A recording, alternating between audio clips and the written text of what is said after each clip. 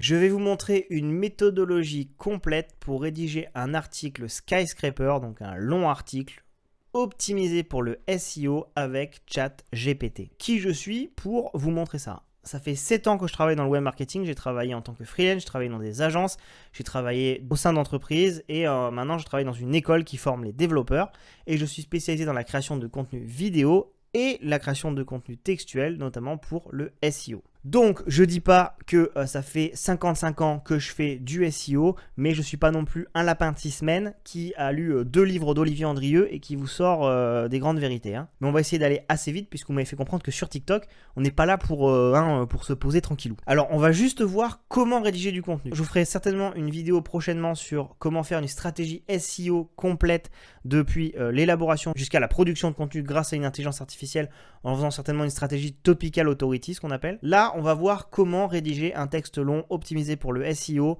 grâce à ChatGPT. Donc ce qu'on va faire déjà, c'est qu'on va imaginer qu'on a un blog sur l'agriculture biologique. Alors je vais sur ma liste que je vous ai déjà montré sur mon site web, des prompts ChatGPT qui regroupent un petit peu plein d'idées de prompts à utiliser pour ChatGPT. Je récupère celle que j'ai mis en exemple parce qu'il s'avère que c'est celle pour ce tuto. Je vais sur ChatGPT, boum. Donc dans un premier temps, ce qu'on va faire, c'est qu'on va lui demander de nous donner des thèmes généraux autour de l'agriculture biologique, qui nous donne les différents thèmes qu'on pourrait traiter sur l'agriculture biologique. Alors ce qu'on va faire, c'est qu'on va choisir le thème numéro 9. Il me paraît pas mal. Comment les consommateurs peuvent être certains que les produits qu'ils achètent sont vraiment biologiques. Donc là pour ce tuto j'utilise entièrement ChatGPT, mais si vous voulez trouver des mots-clés en fonction un petit peu du volume de recherche, etc., je conseille plutôt d'aller utiliser SEMrush, Ubersuggest ou Answer the Public, même si Answer the Public il n'y a pas les notions de volume, mais bon, je vous montrerai ça dans une autre vidéo. Là on a dit c'est la rédaction. Et je vais arrêter de digresser. Donc là, ce que je vais lui demander, c'est de me faire une structure. Donc là, il ne met pas les balises H, il me met grand 1, A, B, C, grand 2, A, enfin bref, voilà, les petits I, etc.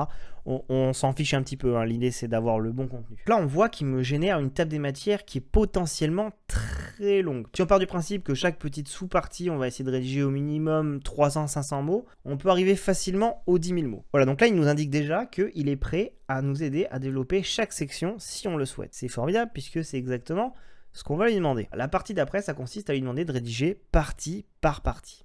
Et voilà, donc là, il commence à me rédiger le contenu de l'introduction. Alors, je profite du fait qu'il est en train de rédiger pour vous parler de la détection par Google. Donc, c'est une grande question par rapport à la rédaction SEO et l'utilisation de ChatGPT. C'est est-ce que Google peut nous détecter et éventuellement, désindexer la page puisque le texte a été généré par une intelligence artificielle. De toute façon, il n'y a que le test et l'erreur qui peuvent répondre officiellement à cette question.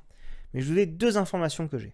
Premièrement, et il y a déjà des gens qui ont fait des blogs, notamment en utilisant une stratégie topical authority en créant plein d'articles générés par des intelligences artificielles et qui se positionnent extrêmement bien. Vous avez notamment une super vidéo de Matt Diggity qui explique une stratégie qu'il a mis en place en utilisant cette technique-là et à quel point elle a fonctionné sur sa chaîne YouTube. Alors bon, par leur compte, il faut parler anglais. La vérité, c'est que Google a dit qu'ils étaient capables de détecter le contenu généré par des intelligences artificielles et que ça pouvait jouer négativement sur le positionnement dans les résultats, voire l'indexation. Je pense que c'est du gros pipeau. Tout simplement parce que absolument tous les détecteurs qui sont disponibles sur Internet, même le détecteur de OpenAI pour détecter ChatGPT n'arrive pas à détecter le contenu généré par ChatGPT. Google a peut-être des intelligences artificielles qui sont performantes, mais je pense tout simplement qu'on arrive à un stade où le texte généré par les IA est indétectable et sera toujours indétectable. Tout simplement parce que malgré tout ce qu'on peut penser, ça reste du texte et vous pouvez essayer de coller des watermarks, etc. Il y aura toujours des façons de contourner et des façons de contourner qui seront très très simples. Et à l'heure d'aujourd'hui, pour l'instant, c'est indétectable. C'est mon avis.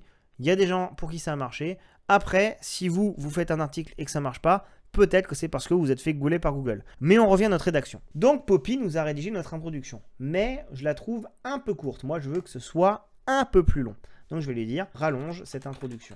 Voilà, donc là, je lui ai demandé de me la faire 3 fois plus longue. Bon, alors, si on regarde, ici, on avait 2 gros paragraphes. Là, j'ai... Bon, allez, on va dire qu'il a fait 2 fois et demi plus long. Mais on va accepter, parce que franchement, on est indulgent. ChatGPT reste une personne un peu sympa. Donc là, je vois qu'il est en train de se tromper, donc je vais l'arrêter.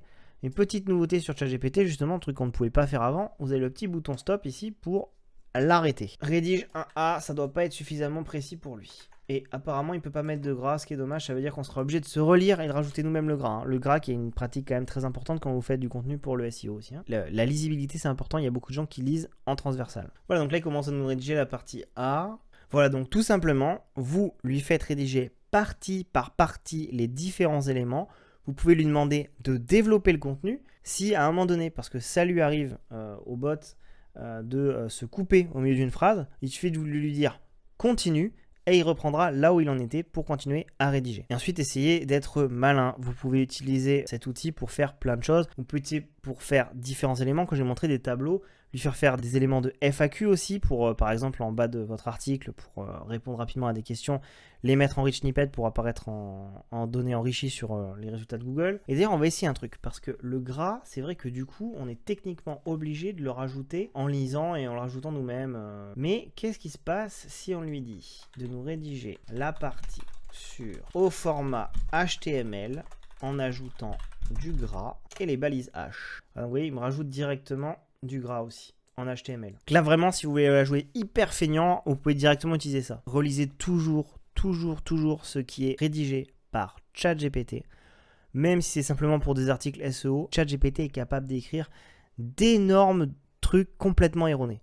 Si vous lui demandez la différence entre un œuf de poule et un œuf de vache, elle va vous donner toute une explication sur ce qu'est un œuf de vache. On est sur ce niveau où on ne peut absolument pas se fier à ce qui est rédigé. Mais il n'en reste pas moins que c'est rédigé extrêmement bien. Au niveau de la densité de votre mot-clé principal, en général, il faut rester dans les 1-2% de votre texte, grand maximum. Hein. Déjà, 2% sur un article de 10 000 mots, ça veut dire si votre mot-clé principal c'est agriculture biologique, ça veut quand même dire que vous allez dire 100 fois agriculture biologique et 200 fois si vous êtes sur 2%. Donc voilà, hein, c'est quand même extrêmement élevé. Et le truc, c'est qu'on peut utiliser par exemple donc ChatGPT pour analyser son propre texte et me dire quelle est la densité agriculture biologique. Voilà, donc là on voit qu'elle est de 5,56%.